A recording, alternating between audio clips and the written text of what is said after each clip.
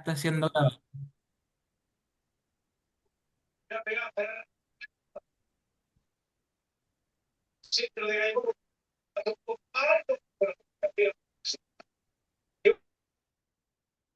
Recuerden tener los chats en silencio, chicos, ¿ya? Yo se los puedo apagar de acá, pero bueno, ustedes también traten de tenerlos en silencio.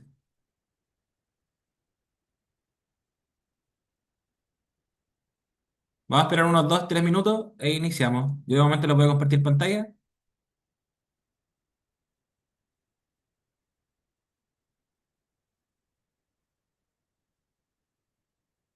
y la presentación. Si alguien tiene dudas, consultas sobre el curso, para que si es que quiere la pueda realizar ahora, mientras esperamos a los compañeros que ingresen a clase, ¿ya? Esta es la segunda sesión ya que tenemos.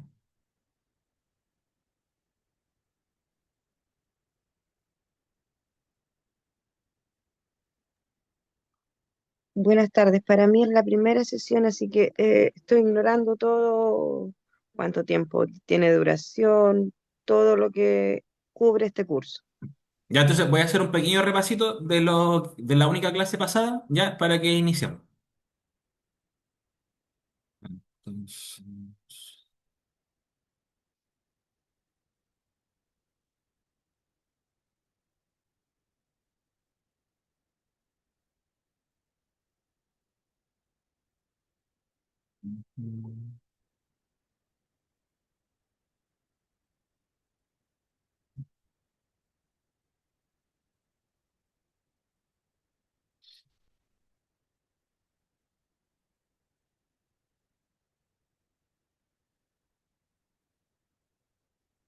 ya, para que demos inicio, muchachos.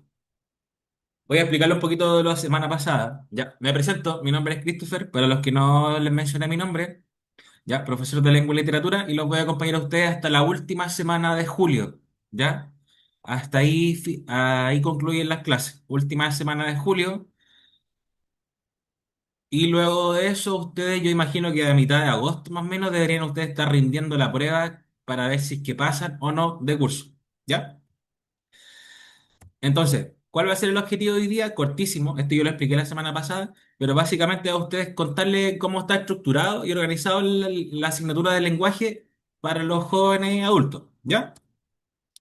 Y básicamente consta de dos módulos, muchachos. Ya son dos bracitos en el fondo y que cada bracito está compuesto por 3 unidades.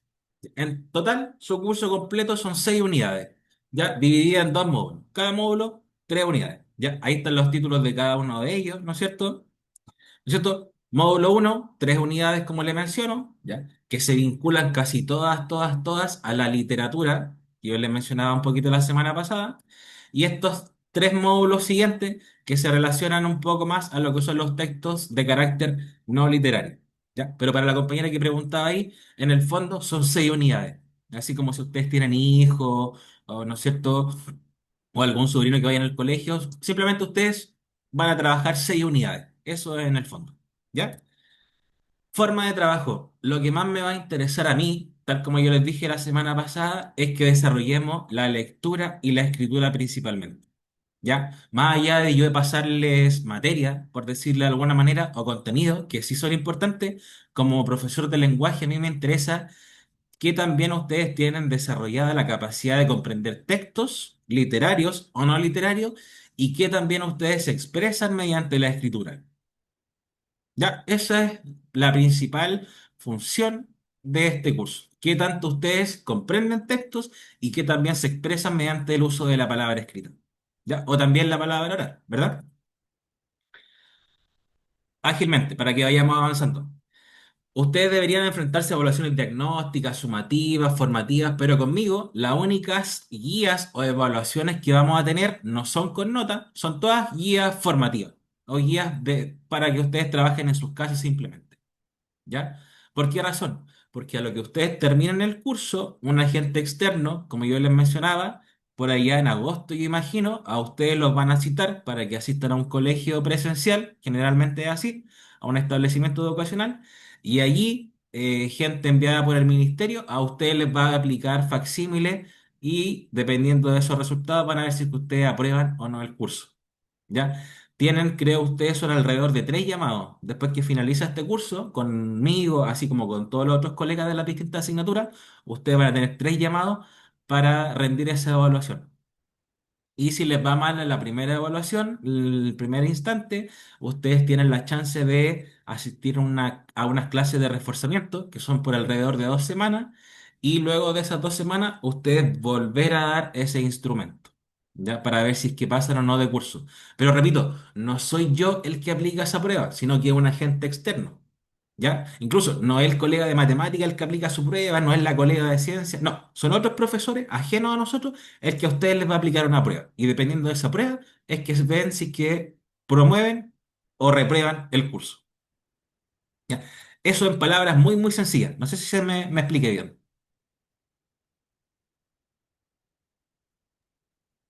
Sí, profe.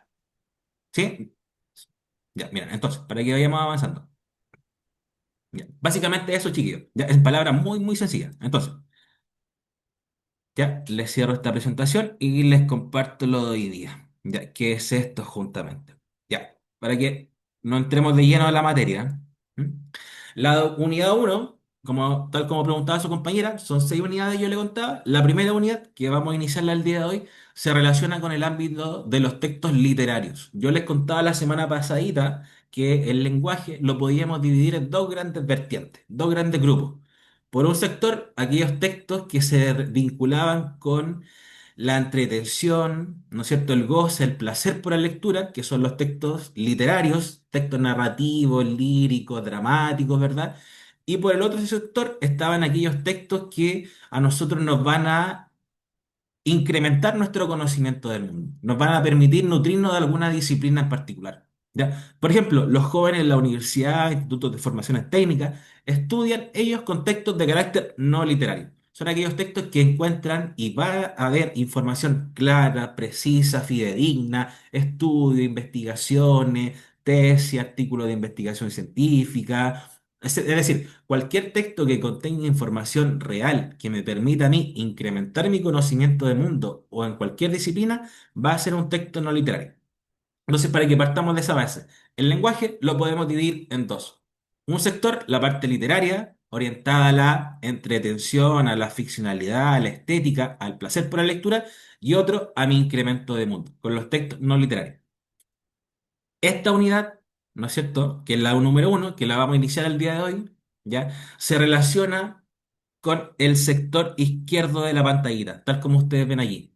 A ustedes, muchachos de primer y segundo año medio, que es primer ciclo, ¿ya? Lo más importante es que ustedes desarrollen y conozcan textos del ámbito literario. Y hoy día vamos a partir precisamente con los textos y el género narrativo, que aparece allí en pantallita en el sector izquierdo. Luego nos vamos a pasar a los géneros líricos, luego vamos a pasar al género dramático.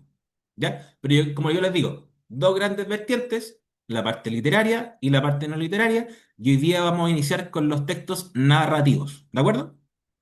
Entonces, ¿cuál es el objetivo de hoy día? Yo a ustedes les voy a mostrar en esta clase expositiva cuáles son los 6 elementos que componen a los textos de orden narrativo. ¿Mm? Entonces, partamos por la base y definiendo qué es precisamente una narración. ¿Ya? Esto en palabras bien resumidas, la narración es nada más ni nada menos que un evento, un relato que está secuenciado y organizado en base a eventos que van a ocurrir en un tiempo y un espacio determinado. Ya, ustedes podrán buscar definición en internet con otras o más palabras, dependiendo de los autores que uno vaya recurriendo, pero básicamente eso. Ya, es contar un relato, una historia, aterrizarla a un contexto, espacio, tiempo determinado, ¿no es cierto? Y que intervengan personajes en esa historia. Ya, es así de sencillo. Ya. Ahora, ¿cuáles son los 6 elementos, ojo, muy importante, que están dentro del mundo narrativo? Ya, dentro del mundo narrativo vamos a poder encontrar narradores, tipos de narradores, vamos a encontrar una estructura básica de estos textos, vamos a encontrar tipos de personajes, ¿ya? Estas acciones las vamos a tener que nosotros ir identificando si es que están organizadas temporalmente en orden lineal, si es que hay saltos temporales, si es que retrocedemos o no al pasado, ¿no es cierto?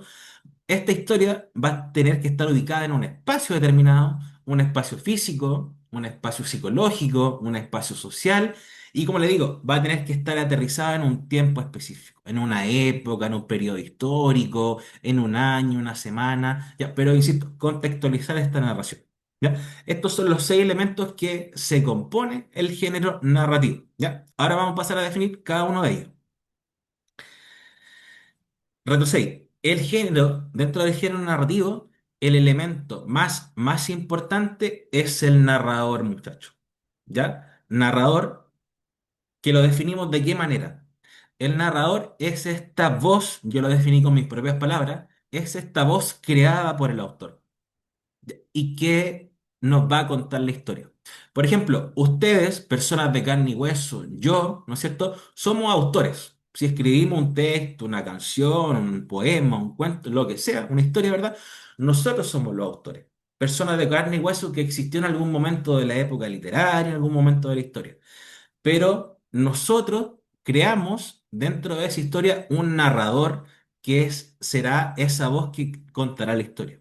Por ejemplo, yo como varón, ¿verdad? O ustedes como varones o señoritas, yo puedo crear una historia donde el narrador de mi cuento sea perfectamente una señorita, o una anciana, o un anciano, o un bebé inclusive. Y ahí evidentemente no va a coincidir mi género, mi edad, con el narrador que está interviniendo dentro de ese relato. En el fondo el narrador es esa voz que yo creé, que creó esa persona de carne y hueso. Entonces, por si hay preguntas futuras, no confundir por una parte autor, que es la persona de carne y hueso que existió en algún momento de la historia, con el narrador, que es un ente de ficción, que es creado por el autor.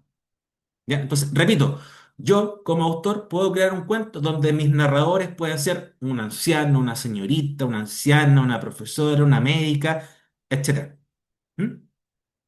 Y repito, este narrador tiene su propia clasificación que la vamos a ver la siguiente clase. ¿Por qué? Porque merece verlo con mucha profundidad. Esta es la definición simplemente de narradores.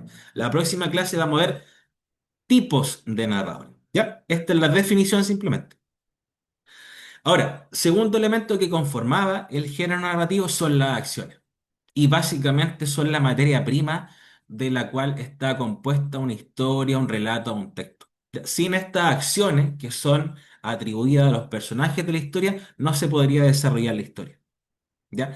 Y va a ser competencia de ustedes identificar si es que esas acciones que las realizan los personajes están siendo realizadas de manera cronológica, vale decir, de principio a fin con un orden cronológico, o si la historia, chuta, comenzó en la mitad, inició con su cierre, después va a depender de mis competencias como lector ver si es que el autor retrocede o no al pasado, avanza hacia el futuro para reconstruir esta historia. Son muy pocos los cuentos en donde se presentan historias de manera lineal. Generalmente hay saltos temporales. ¿Mm? Ahora, ¿cuál es la estructura básica de los textos narrativos? Ya, todo texto narrativo, así como todo texto de cualquier tipo que nosotros queramos escribir, ¿verdad? Debe iniciar con su inicio, su presentación, luego debe existir una complicación, un problema, ¿verdad? Luego está el nudo o el desarrollo, que es la parte más extensa de la novela o el cuento. Después está el quiebre o clímax, que es el desarrollo de estas fuerzas opuestas probablemente y el final o el desenlace. Le repito, este es el orden cronológico que uno idealmente debería encontrar un texto narrativo. Sin embargo, esta secuencia de eventos, uno, 2, 3, 4, 5, en algunos textos ya, y en algunos géneros están alterados.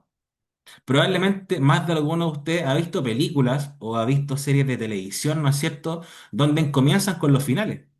Y después, a medida que van avanzando la serie, la película misma, el director de cine en ese caso vuelve al pasado, ¿no es cierto? Da un salto temporal hacia el pasado o va hacia el futuro para aclarar alguna situación. Bueno, en la literatura, en los textos, en los cuentos, en novelas, epopeya, mito, leyenda, lo que sea, sucede exactamente lo mismo. ¿Ya? Esa es competencia nuestra, ordenar el texto, ordenar esta estructura narrativa. ¿Ya? Esta es la estructura básica. Ahora, si hay una estructura interna, ¿verdad? Que es esta, también hay una estructura externa y que es muy sencilla de reconocer. es ver si es que el texto, el cuento, novela, ¿no es cierto?, está dividido y fragmentado en capítulos, partes o tratados. ¿Ya? Básicamente la estructura formal de este mismo. ¿Ya? Esto es muy, muy sencillo. Ahora, esta secuencia de eventos, retrocedí, esta secuencia de eventos, inicio, complicación, nudo, quiebre, final, la secuencia de eventos que idealmente uno debería encontrarse, ¿verdad? Pero yo les mencioné que en algunas oportunidades esto está desordenado, por decirlo de alguna manera. Y dentro de ese desorden tenemos tres tipos de desorden. El primero es encontrarnos con un discurso, ¿verdad?, que sigue de principio a fin, sin ningún salto temporal hacia el futuro o hacia el pasado.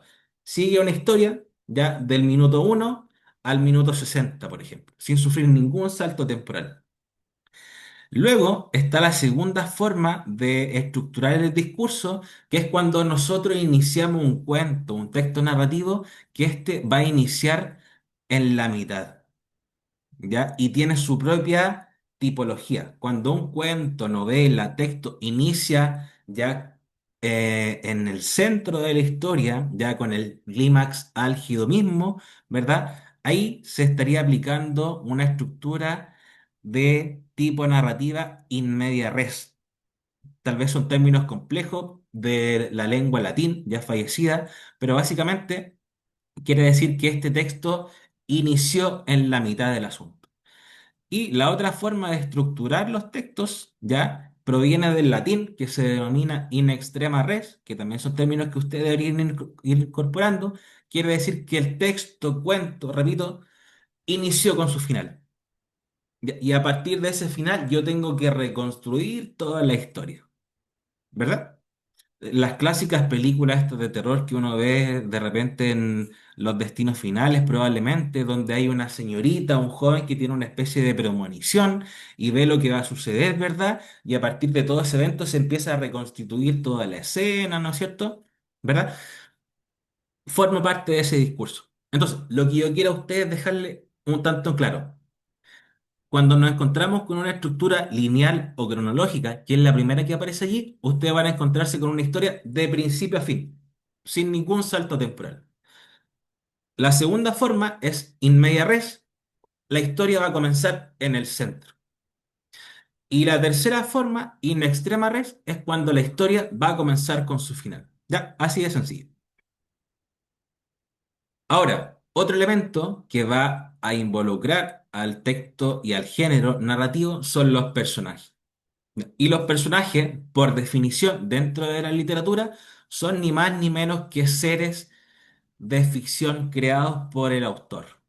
Ustedes son los autores, yo soy el autor, y por medio de mí, ¿no es cierto?, yo voy a crear cualquier clase de personaje. Aquí hay cabida para cualquier tipo de personaje. Si yo estoy dentro de la literatura, dentro de los textos literarios, como estamos ahora, ya damos espacio a cualquier clase de personaje y le vamos a dar validez como real. Ya, aquí nosotros realizamos una especie de pacto literario o pacto lector, donde nosotros asumimos que todo lo que nos presenta ahí el autor, ¿verdad?, lo vamos a asumir como verdadero. Pueden aparecer seres, personajes del espacio, seres futuristas, seres vinculados al pasado, ¿no es cierto? No importa, lo vamos a tener que asumir que dentro de este espacio en particular ya van a formar y van a participar dentro de ahí. ¿Mm? Repito, textos literarios, aquí hay cualquier posibilidad de personaje y de narración. Ahora, los personajes también los podemos clasificar. Y la clasificación más sencilla es a partir de su importancia dentro del relato. Ya, allí vamos a encontrar aquellos personajes que van a ser principales, secundarios, terciarios, cuaterciarios, etcétera. ¿Ya? O podemos identificar a aquellos personajes que poseen alguna rivalidad entre sí, o polos opuestos, fuerzas que se oponen. ¿Ya? Básicamente el protagonista y el antagonista, que son estos dos núcleos, estas dos fuerzas que van friccionando todo el momento en el relato. O también identificarlo y clasificarlo en si son personajes real, imaginario, humano, son figuras alegóricas, etcétera. ¿Ya? Pero dentro de la literatura tenemos que asumir que los personajes que allí aparecen son personajes de ficción, por muy que se parezcan a la realidad. Ahora, el espacio. todo texto narrativo, literario, como estamos viendo ahora, tenemos que contextualizarlo dentro de un espacio determinado. ¿Ya? ¿Y eso qué quiere decir? Que este espacio tenemos que entregarles descripciones, características físicas, psicológicas y sociales también. ¿Ya? Más allá de dar la descripción de probablemente una oficina o un establecimiento educacional o en un parque, en una plaza, ¿no es cierto?, donde se puede desarrollar una historia, un cuantito, ese es mi espacio físico. Pero esa plaza también está rodeada por los sentimientos que rodean a esos personajes. ¿No? Imagínense ustedes que estamos narrando un cuentito dentro de una placita, ¿verdad? Donde hay dos muchachos, dos amigos que están conversando un tema muy, muy profundo. ¿Ya? Tenemos las descripciones de ese ambiente, de esa plaza, con los elementos que involucran, pero probablemente la parte interna, si es un tema muy, muy complejo, muy denso, que estén dialogando estos compañeros, probablemente los sentimientos sean de quizás de tensión, de fatiga emocional, ¿verdad? De incertidumbre y el espacio social también lo podemos identificar. Podemos identificar el estrato social que involucra y que está envuelto cada uno de los personajes. Podemos ver si es que es un estrato social bajo, alto, acomodadísimo, ¿no es cierto? Si es un espacio social vulnerable, ¿verdad? Todos estos espacios físico, psicológico, social, si los echáramos a una especie de licuadora, de ahí nos nace y sale un producto efectivamente. Y este es el contexto en el cual va a rodearse y va a ser narrada esta historia. Entonces, más allá del espacio físico, que es el que nosotros observamos a simple vista, tenemos aquí el espacio psicológico, que son estos sentimientos, estados de ánimo que rodean a los personajes, y el espacio social, que es justamente cuál es la estratificación social de esos personajes que participan en esa historia.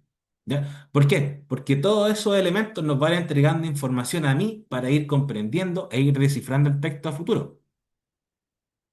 Y otro elemento muy importante es el tiempo. Así como yo tengo que retrocedo, tengo que contextualizar mi cuento en un espacio físico, psicológico, social, también tengo que circunscribirlo en un tiempo en específico. No puede quedar vagando, deambulando en el aire mi texto. No, tengo que circunscribirlo a una época, algún periodo, algún momento histórico. Puede ser un día, probablemente un cuento. ¿Ya? Yo he leído cuentos que perfectamente su duración dura una hora, un día completo, una semana, un año, un periodo histórico, etcétera. ¿Ya? Esa va a ser decisión mía como autor, ¿ya? Ver qué tan extensa va a ser la narración que yo voy a querer crear o no. Repito, puedo crear un cuento, una novela que dure 10 años, ¿no es cierto? O puedo crear un cuento que dure simplemente una mañana, ¿verdad? Pero eso van a ser decisiones mías como autor y van a ser responsabilidades de ustedes como lectores competentes tratar de identificar en cuánto tiempo se desarrolla la historia. ¿Mm? Ya. Esos son como los elementos del género narrativo a grandes rasgos, muchachos. ¿Mm? La próxima sesión, aún no termina esta clase, ojo. La próxima sesión vamos a dar profundidad y énfasis a los tipos de narradores. ¿Ya?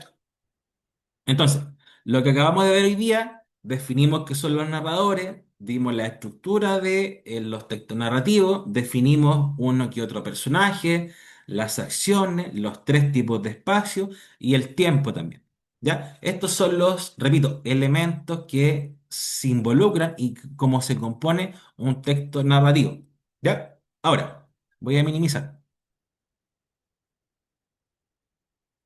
Voy a minimizar y quiero que iniciemos esta pequeña tareita entre todos. ¿Mm? Porque después de una parte teórica, como yo les expliqué ahora, ¿no es cierto? Pequeños contenidos, tenemos que ir a la parte práctica. Yo les dije, lenguaje se caracteriza por evaluar a los muchachos en relación a qué capacidades tienen en cuanto a la comprensión de un texto. Repito, más allá de que ustedes aprendan cosas y definiciones de memoria, lo más importante a ustedes va a ser la comprensión de lectura. ¿Ya? Miren, hagamos este ejercicio hasta donde lleguemos aquí entre todos.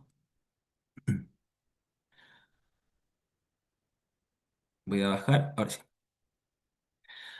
Cada vez que yo trabajo con los muchachos en clase, cada vez que yo trabajo con los chicos en clase, a mí me gusta preguntarle a ellos y solicitarles que formulen una hipótesis de lectura. Así yo lo llamo particularmente. Yo les solicito a mis estudiantes simplemente a partir del título u otra información que ellos manejen a partir de su autor o el título, no más allá de eso, quiero que me entreguen alguna hipótesis de lo que ellos creen que va a tratar el cuento o fragmento que van a leer a continuación. Por ejemplo, el título de este pequeño fragmento se llama Nace Eugenia.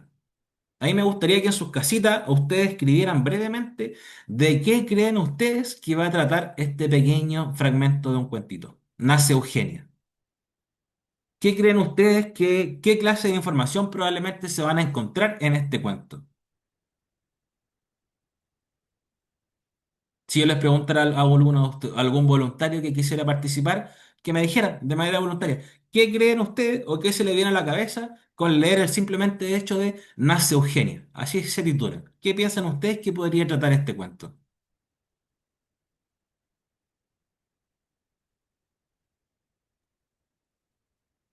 Puede tratarse de que una madre está contando que hoy nace su hija. Exacto, esa puede ser una alternativa, ¿cierto? Que una madre esté ansiosa, ¿verdad? Y contándole a un tercero, narrándonos la historia de que prontamente probablemente va a nacer su hija, ¿verdad? Esa puede ser perfectamente una hipótesis de lectura. ¿Mm? Ya. Mira, ¿qué es lo que yo quiero que realicemos en este pequeño ratito? Yo les voy a leer este pequeño cuentito, la primera parte, ¿no es cierto? Y quiero que desarrollemos estas preguntitas que aparecen acá abajito. ¿Mm? Voy a leer el chat. Puede ser que una mujer que cambie de vida, después que un acontecimiento grave ya vuelvan a ser, ¿no es cierto? Como una especie de reencarnación, ¿verdad? ¿Mm? Ya, miren, voy a leer yo, para que después realicemos unas preguntas de comprensión de lectura. Nace Eugenia. Hola, me llamo Eugenia. ¿Queréis que os cuente un secreto? Hoy es mi día, porque hoy voy a nacer. Eugenia está a punto de nacer, pero antes de hacerlo nos quiere contar algunas cosas sobre el embarazo, el parto y la lactancia. Nos explicará dónde ocurre el embarazo, cuánto dura, cómo se ha sentido mientras ha estado en la tripita de su mamá y cómo ha ido creciendo poco a poco. Ahora ya se siente lo suficientemente grande y fuerte para nacer y está muy emocionada porque va a llegar el gran momento para el que ella y su madre se han estado preparando los últimos meses. Nos contará cómo será el parto y qué es lo que irá ocurriendo hasta que finalmente pueda salir, abrazar a su mamá y conocer el mundo exterior. También nos explicará que, en ocasiones, hay bebés que no pueden nacer por la vía vaginal, ya hay que practicar una cesárea. Sea como sea, cuando el bebé haya nacido, necesitará alimento, calor y protección, y todo ello lo encontrará en los pechos de su madre. Después de habernos contado todo esto, por fin llegará el gran momento. Empiezan las primeras contracciones. Este libro es una idea de la asociación El Parto es Nuestro, como parte de su proyecto Descubriendo la Maternidad, que consiste en la creación de una serie de talleres sobre embarazo, parto y lactancia materna, para impartirlo en centros educativos basados en información científica, rigurosa y actualizada. Escrito por Candy Tejera e ilustrado por Cristina Méndez, Nace Eugenia, el primer libro para ambas. El libro está publicado por State Editorial, especializada en libros relacionados con embarazo, parto, lactancia y crianza, como parte de la colección Letritas de Amor, que cuenta con títulos como El libro rosado del amor, como Primero por ti misma, el libro violeta, Más allá del rosa y el azul, el libro rojo de las niñas y el libro dorado de los niños, entre otros. Tenemos entre las manos un hermosísimo libro que nos servirá para poder hablar con nuestro hijo del embarazo, del parto y de la lactancia. Explicado en primera persona a través de una bebé que está a punto de nacer. Nos cuenta de una forma muy sencilla, amena y didáctica y con unas ilustraciones muy explícitas que acompañan la información a la perfección, qué es lo que ocurre durante todos esos procesos. Y lo que para mí es muy importante, lo que sin andarse con rodeos proporcionando una información totalmente real y científica. Me parece una publicación de mucho interés, perdón. Me parece una publicación de mucho interés si queremos tratar estos temas con nuestros peques, ya que casi todos pasan en un momento u otro por tener interés y curiosidad por ello. A mis hijos les encanta leerlo. Mi hija opina que es un libro muy bonito y estoy totalmente de acuerdo. Y casi siempre acabamos la historia con la misma pregunta. ¿De verdad los niños pueden salir por la vulva? Y duele mucho, ¿verdad? Es algo que le inquieta y fascina, sobre todo a Berta, que supongo que como niña se siente más identificada con todo lo que sucede en este maravilloso cuento. ¿Ya? Aquí al parecer efectivamente se relaciona con la maternidad, con el nacimiento de una pequeña criatura que desde su propia primera persona, desde su propia boca, va a contar cómo se siente el proceso de, en este caso, maternidad, cómo es sentirse dentro de la tipita de su madre, ¿no es cierto? Al parecer nos cuenta todo este pequeño fragmento, ya como una especie de gran alegría, emoción, que tienen una especie de felicidad porque llegue esta nueva criatura a este mundo, ¿verdad? Ya, esa es como la sensación que nos entrega este pequeño fragmento. ¿Mm? Ahora, quiero que comparemos ese pequeño fragmento con este segundo texto que también se relaciona con la maternidad y el embarazo. ¿Ya? Pero que quiero que se fijen en la diferencia en cómo es tratado. El primer texto es tratado de manera noble, benévola, les diría yo, como con altura de mira, donde se espera la maternidad, este proceso de embarazo con responsabilidad, ¿no es cierto? ¿Verdad? Ahora veamos cómo es tratado este tema del embarazo, pero en este segundo cuento. Cuento 2. Mi primer embarazo tubario. Existe un eslogan que dice pobre pero limpio. Y es verdad, en algunos casos donde existen los materiales básicos de la higiene, pero en el Sanjón, el agua para beber, cocinar o lavarse había que traerla de lejos, donde un pilón siempre abierto abastecía el consumo de la población callampa. Así también, la evacuación de la agua servida y el alcantarillado se resumían en una sequía hedionda que corría paralela al rancherío, donde las mujeres tiraban los caldos fétidos del mojoneo. En contraste a este sórdido barrial, el albo flamear de las sábanas y pañales, deslumbrantemente blancos a puro hervido de cloro, confirmaba el refregado pasional de las manos maternas, siempre pálidas, azulosas, sumergidas en la basa espumante de remojo. Y quizás esa utopía blanqueadora era la única forma como las madres del Sajón podían simbólicamente despegarse del lodo y con racimos de chiquillos a cuestas se encumbraban a las nubes agarradas de fulgor níveo de sus trapos, vaporosamente deshilachados como banderas de tregua en esa guerra entintada por la supervivencia. Mi niñez del Sanjón mariposeaba el mosquirío del sol que mi madre espantaba cuidadosamente. Pero el primer descuido, cuando ella tareada en un minuto me perdía la vista, la aventura del gatear fuera de la callampa me conducía al borde de aquella acequia, donde metía mis pequeñas manos, donde mojaba mi cara y sorbía el lodo en la oscuridad infante de conocer mi medio, perdón, a través del sabor. Y así fue como un día mi barriga se fue hinchando, como si me hubiera embarazado. Un príncipe moscardón. Al correr los días, el tamboreo de la colitis permanente y el dolor abdominal era un llanto sin tregua. Mi madre no sabía qué hacer, sobándome la guatita, inflamada como un globo, y dándome aguas hierbas, azúcar quemada y cocciones de canela. Y allí, entonces, no era tan simple como tomar el teléfono y llamar al médico de la familia. Sobre todo, se había que levantarse a las 5 de la mañana y salir con la guagua colgando para alcanzar un número en el policlínico repleto. Así nomás llegué a las manos de una doctora con lentes de acuario, quien me dio la panza pobre, pensando en la típica desnutrición de los niños africanos. Pero al tantear esa piel tensa de timbal y apoyar en ella su frío estetoscopio, un apagado latido la sobresaltó, retirándose espantada.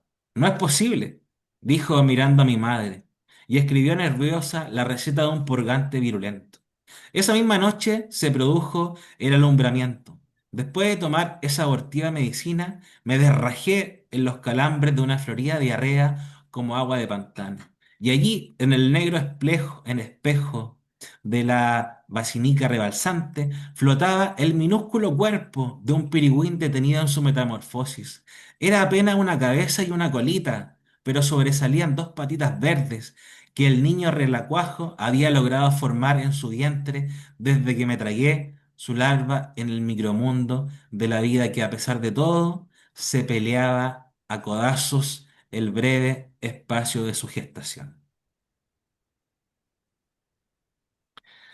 Wow, no sé qué les pareció. Son dos polos opuestos de un mismo tema en particular. No sé si lograron identificar. Sí, ¿Cuál es el tema en común que poseen estos dos cuentos? Fragmentos de cuentos, en realidad. Es emba- caso, el embarazo, ¿verdad? ¿Cómo es tratado el embarazo en este segundo cuentito, en este segundo fragmento del cuento? ¿Es visto de una manera positiva, preparada, anticipada? ¿Todo se programó este embarazo? ¿O fue una especie de descuido que quedó embarazada esta pequeña señorita? ¿Qué es lo que ocurrió descuido, efectivamente fue en más esto? frío, fue descuido, más frío, Por descuido. Y básicamente, ¿qué es lo que sucedió con esta señorita? Ese purgante, ¿qué es lo que le produjo a final de cuentas? el aborto, El aborto, ¿cierto? aborto.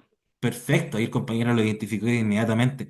Probablemente hace años atrás, ¿verdad? Yo me imagino que en los años 50, 60, 70 se entregaban y se les servían a ciertas damas, ¿no es cierto? Estos tipos de aguas con el objetivo de generar un aborto, ¿verdad? En este caso, el proceso de embarazo no fue planificado para nada, no fue programado en lo absoluto, a diferencia de cómo sí es tratado en el primer cuento.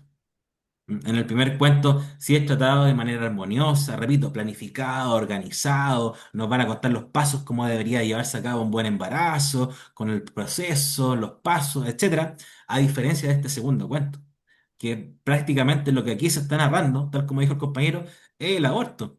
No sabemos cómo ni en qué circunstancias una señorita, en este caso menor de edad, porque es una niña, ¿no es cierto?, queda embarazada. Y en este policlínico le dan a tomar un purgante que lamentablemente hace que se derraje, ¿verdad? Y que expulse a este fetito, ¿no es cierto?, que está recién en proceso de formación. ¿Mm? Ya, muchachos. Entonces, me gustó que hayamos dialogado estos pequeños fragmentitos de cuento. Ahora, ¿qué es lo que quiero yo que tengamos claridad? La próxima semana vamos a profundizar en estos elementos, en los tipos de narradores. Yo les voy a ustedes explicar y vamos a trabajar que hay cuatro tipos de narradores. Para esa oportunidad, yo les voy a traer una guía con hartos fragmentitos, ¿ya? Y en clase vamos a tener que identificar entre todos qué tipo de narrador es el que está detrás de cada uno de esos fragmentos. Ya, no sé si me expliqué bien, muchachos. Sí, profe. ¿Sí? Repito. Entonces, el género narrativo, en su totalidad, se compone de esos seis elementos. Ya, el día de hoy los definimos todos. Y la próxima clase nos vamos a centrar solamente en los tipos de narradores, ya que es un elemento muy, muy importante dentro del género narrativo. Vamos a definir los cuatro tipos de narradores y luego, con ejemplos que ya a ustedes les voy a ofrecer, en clase aquí vamos a ir viendo qué tipo de narrador es el que está detrás de cada uno de esos fragmentos. ¿Se entiende? Sí. ¿Sí? Ya. Entonces, Ok. eso es, muchachos, por el día de hoy. ¿Ya? Así que si ustedes desean en la semanita, traten de repasar elementos del género narrativo. Hoy en día tenemos celulares, muchachos. Ustedes pueden buscar en internet o pueden introducirse a YouTube, busquen género narrativo, quizás para que lo aprendan y lo escuchen de otra manera, ¿no es cierto? Para que vayan estudiando de manera autónoma. ¿Ya? Traten de apoyarse en YouTube, chicos. Ocupen YouTube, de vez en cuando las tardecitas, colóquense sus audífonos si es que tienen, ¿verdad? Y busquen algún videito sobre esta materia. ¿Mm? Ya. Así que en concreto, próxima semana vamos a trabajar los tipos de narradores y vamos a hacer ejercicios en base a ellos. ¿De acuerdo? Eso De sería. acuerdo. Ya.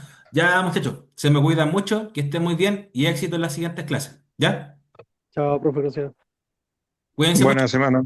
Que estén muy bien. Cuídense mucho. Éxito. Gracias.